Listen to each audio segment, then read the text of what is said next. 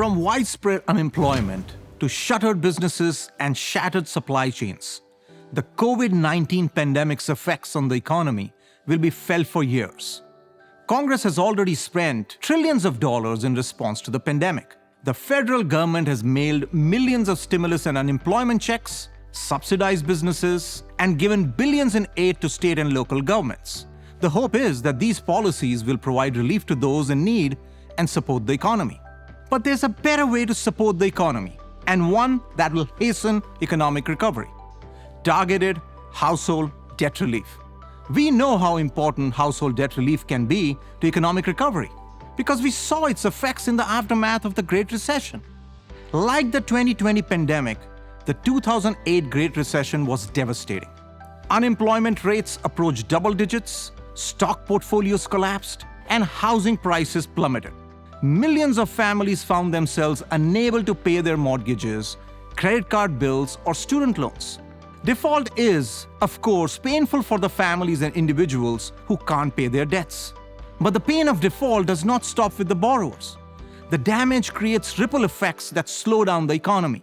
Ruined credit scores make it harder for borrowers to get future loans. Foreclosed homes fall in value and bring down neighborhood property values. And cities suffer when borrowers have less to spend at local restaurants and businesses.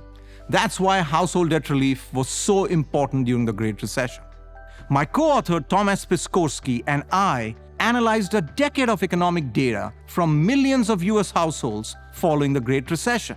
We found that regions that did not receive household debt relief took about 4 more years to recover in terms of consumer spending, housing prices, and employment than the ones that did. Unfortunately, during the Great Recession, the debt relief policies were only slowly enacted. It took over a year from when the recession started before Congress adopted any debt relief measures. Congress didn't make the same mistake during the COVID-19 pandemic. Within weeks of shutdowns, Congress allowed borrowers to defer payments on federally insured mortgages and government student loans. And many private lenders adopted similar policies. 1 year after the pandemic's economic shutdowns, I estimated 60 million US consumers had postponed loan payments. In total, $70 billion in mortgage, car loan, and student loan payments were in forbearance. This provided important, targeted, short-term relief and support. My research shows that most of the debt relief, particularly for mortgages, went to those who most needed it.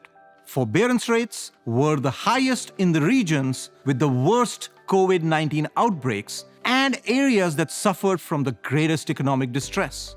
The debt relief allowed people to keep their homes, and I estimated that it likely prevented over 2 million delinquencies that would have otherwise devastated the nation's housing market.